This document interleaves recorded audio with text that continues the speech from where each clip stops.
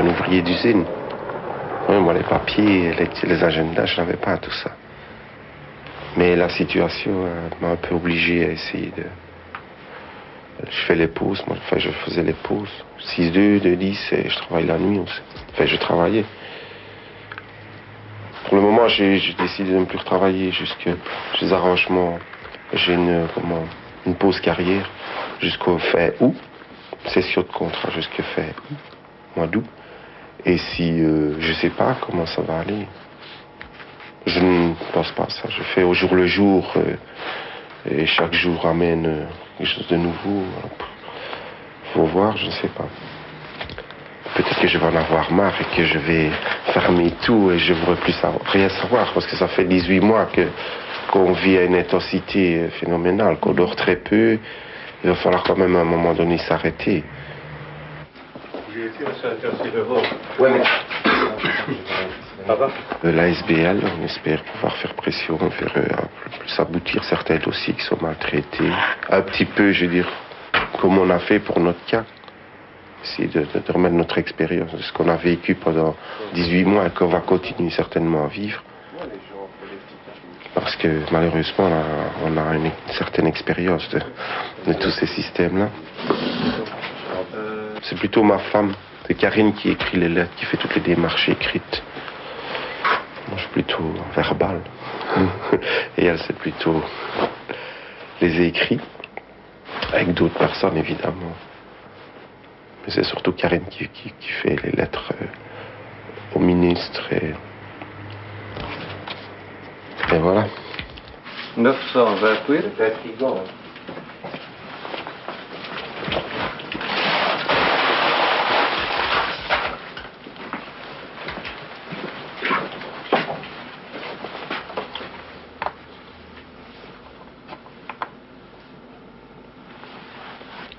Le but de l'ASBL, c'est de remettre la balance droite. Parce que ça, c'est les victimes. Ça, c'est les inculpés. J'ai expliqué à Dehan qu'on voudrait bien remettre ça plus droit. C'est ça qu'on lui demande. C'est très important pour nous, le courrier, parce qu'on sait voir ce que les gens pensent. Et comme on reçoit beaucoup de courriers, on se fait une bonne idée. Ici, c'est les courriers des camarades politiques. C'est là. Ça, c'est uniquement pendant la disparition. C'est les réponses aux lettres qu'on a envoyées. Parce que chaque parlementaire, ministre, député ont reçu tous le même courrier au niveau fédéral. 280, je crois. Ils ont reçu un courrier de 10 pages. On leur expliquait déjà au mois de septembre 1995, donc un mois et demi après la disparition, on leur explique tout ce qui ne va pas.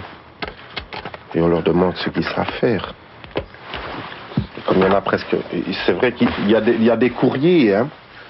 Il faudrait que je les retrouve, mais par exemple, de même parti, d'entités différentes, mais la lettre est tout à fait la même. C'est de députés différents, la lettre est tout à fait la même. C'est phénoménal, quoi. Écoutez, moi je me rappelle plus très bien la discussion, parce que comme je vous l'ai dit, elle ne sera pas grave mon passage et ça me... Et il y a eu des moments, bon, quand on arrive en commission, il y a des phrases meurtrières pour nous, des choses très pénibles, je ne peux pas en citer, mais qui sont très pénibles, oui, les perquisitions, certaines phrases... Par exemple, quand la juge d'instruction dit « Je n'ai pas pu montrer les corps de Julie et Missa parce qu'elles étaient trop laides, elles étaient en décomposition. » Et nous, on est là, on doit écouter. Ça, c'est dur. Hein. Il n'y a pas de mots pour encaisser ça, quoi. Je crois qu'on peut faire changer les choses sans faire de la politique. En réalité, on fait de la politique sans être un parti. Ce qui compte, c'est le résultat. Ce n'est pas de créer un parti. Les citoyens, enfin le Belge peut nous soutenir sans qu'on soit un parti. Et dans le cas du sondage, je vais dire, moi, on me voit président de parti. Donc ça fait que maintenant j'ai tous les inconvénients. Parce que, on me dit, ah, monsieur le président, on m'ennuie, mais je n'ai aucun avantage de président de parti. Donc moi, j'ai vraiment rien gagné dans ce sondage-là. Je trouve ça, c'est des fantasmes de journalistes. Je pense pas que je pense qu'il y avait assez de sujets dans l'actualité que pour relancer cette idée de sondage de parti. Il y a 30 ans qu'on a pratiquement la même politique. Les hommes et les partis tournent et c'est toujours la même chose. Donc ce qu'il faut, c'est essayer de leur insuffler une nouvelle mentalité, d'être plus social et moins économique et financier. Parce que les drames humains, il y en a. On va encore à Clabec où on ferme des entreprises qui vont. Et c'est des hommes qui travaillent, qui nourrissent des familles. Il y a des enfants, c'est là derrière. Est-ce qu'on peut faire une gradation de malheur des enfants? Est-ce que l'abus sexuel est plus grave que des enfants qu'on laisse dans la misère et qui deviennent peut-être des futurs du trou à cause de la situation économique? Je sais pas, moi je ne suis pas en politique, mais je crois que c'est tous des critères qui doivent prendre en compte pour le futur. Et tout ce que je fais, je ne le fais pas par ambition, je le fais pour Mélissa. 2 jours ici, et qui est un point essentiel. On a la voix.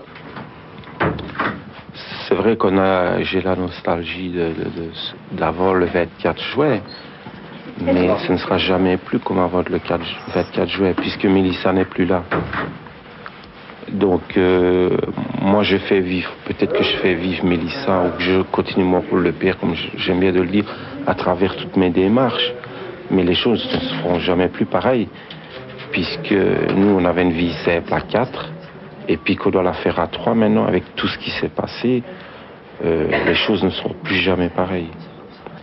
Donc, on vit un peu le jour, et puis on ne sait pas où on va.